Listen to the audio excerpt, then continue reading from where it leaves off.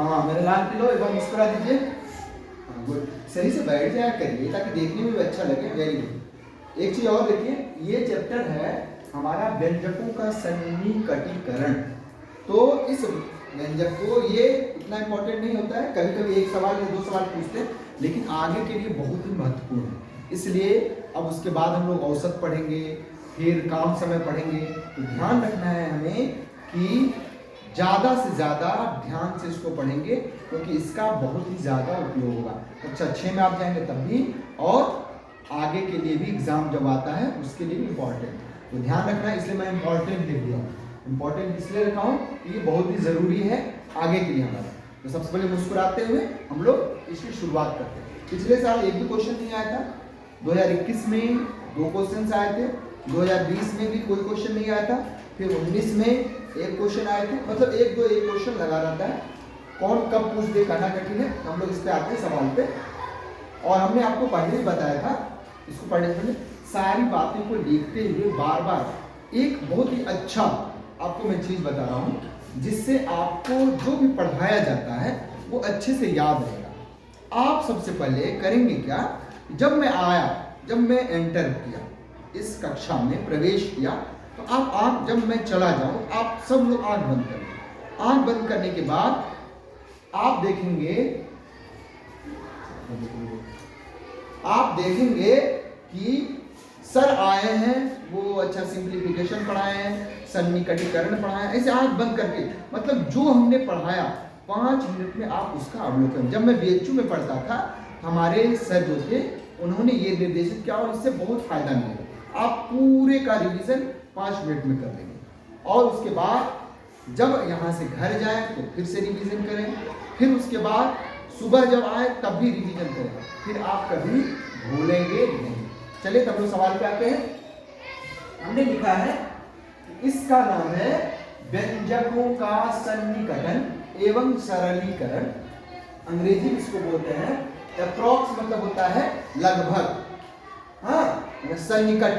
तो अप्रोक्सीमेशन मतलब होता है सन्निकटन। सिंप्लीफिकेशन का मतलब होता है, सिंप्लीफिकेशन का मतलब होता है सरलीकरण, और एक्सप्रेशन का मतलब जो व्यंजक होते हैं वो। अब हम लोग आते हैं सन्निकटन है क्या। जैसे कहेगा, अच्छा ये बताओ, जैसे आपके पास मान लीजिए 9 रुपया,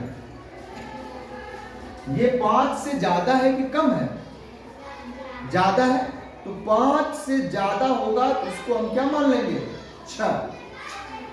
हाँ, अब 6 क्या? अब जैसे कहेंगे किसी के पास 11 रुपया, या किसी के पास 13 रुपया, किसी के पास 18 रुपया है, किसी के पास 19 रुपया है, तो इसको हम किसका सन्निकटन मानेंगे? 20 के।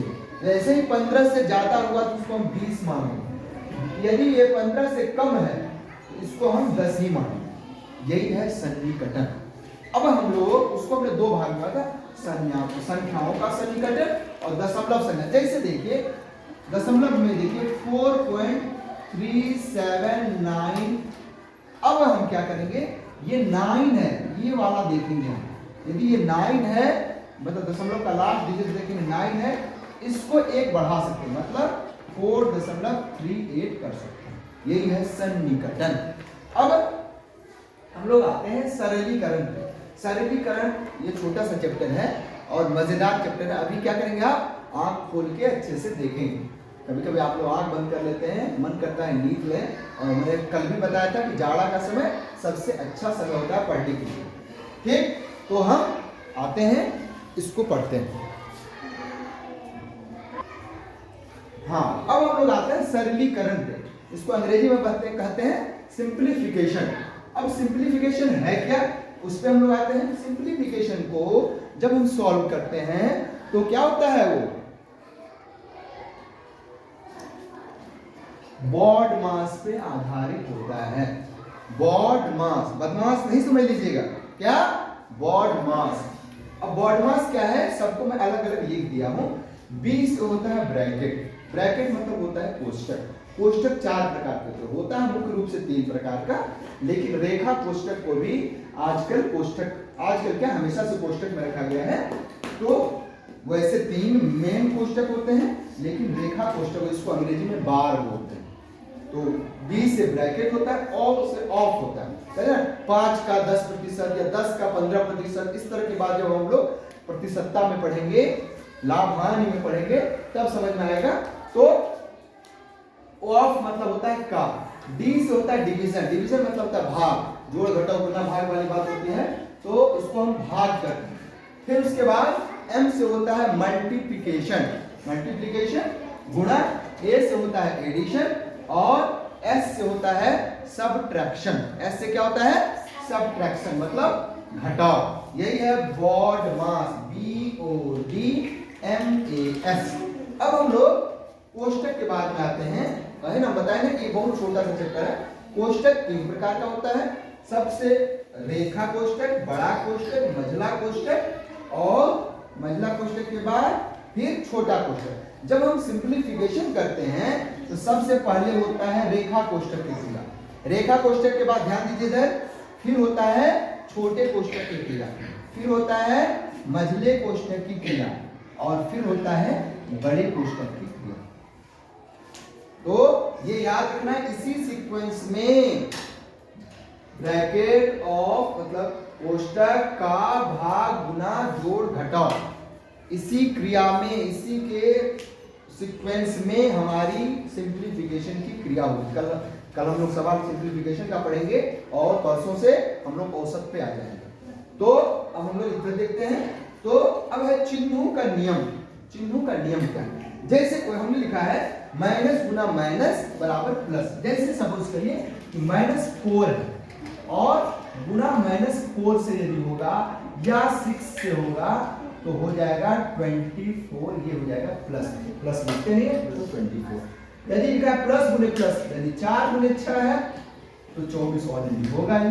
फिर है माइनस गुने पर, -4 गुना 6 प्लस वाला है तो क्या होगा -24, मतलब साइन जो होगा वो माइनस की होगी। फिर है प्लस गुने माइनस, मतलब 4 गुना -6, मैं 6 ही लिया हूं, ये -24 होगी। समझ में आ गया अच्छे से?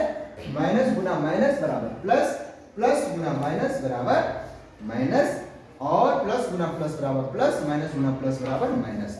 यही छोटा सा है, कल हम इस पर आधारित सवाल करेंगे। एक चीज ध्यान रखेंगे, ये बॉड मास बहुत ही जरूरी है, इसको याद कर लीजिए।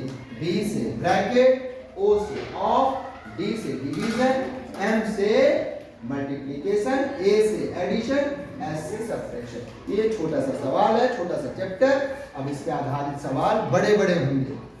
सवाल छोटा है चैप्टर, इसका मुख्य चीज समझना, मतलब इसका बेसिक कॉन्सेप्ट, लेकिन जब हम लोग क्वेश्चन करेंगे तो ये बड़े बड़े होंगे, आराम से देखिएगा। जब इसमें ये चिन्हों का नियम हमने किसके लिए लिखा है? गुणा के लिए लिखा है। जोड़ में क्या होगा?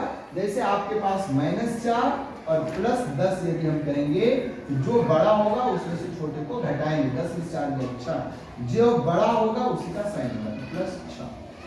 आसान है।